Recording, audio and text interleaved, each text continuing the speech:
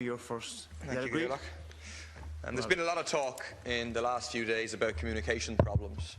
I'm sure a lot of people at home will be very reassured to hear Minister Kelly saying earlier that the brand of Irish water needs to be repositioned in the public mind. That'll set people's worries at ease about their inability to pay the water charges, because apparently the problem is simply that Irish Water has insufficiently communicated how grateful we all should be to pay €500 a year for water on top of what we already pay.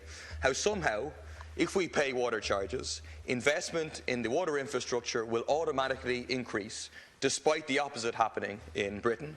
How somehow, contrary to the experience of the bin charges, contrary to the widespread instinctive understanding of people, that if implemented, water charges will not rise and privatisation will not inevitably flow. Let me make it very, very clear for the government. It is not the manner in which the latest austerity robbery is taking place that is the real problem. It is the robbery itself. Irish Water, all the powers that it has, it's the Frankenstein creation of the government with a specific purpose to impose this bondholders' charge on people and to prepare for privatisation.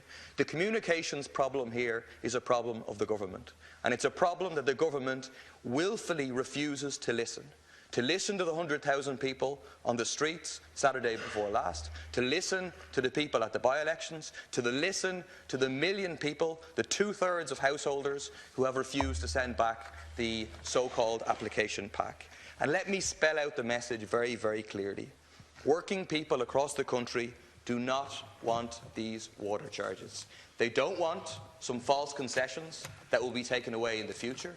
They don't want a temporary postponement that will be used to prepare for the more vigorous imposition of these charges in the future. They want and demand the abolition of these water charges and the disbandment of Irish Water.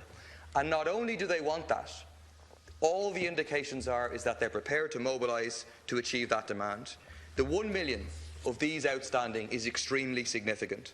There's talk of extending the deadline. It's already been extended. It was extended on the 30th of September by the CER in their documents. It's simply a ruse to try and get people in the system. The government and Irish Water are running scared on this issue. Those that have these at home, they should take confidence. Thank you. They should tear them up. Thank you, Deputy. They should Thank send you, them back in protest. Thank you, Deputy. We refuse to register. Deputy Murphy, we refuse to pay. We'll beat these water charges. Thank you, Deputy. And I ask you to respect the House, please. And those type of gestures are inappropriate in the House.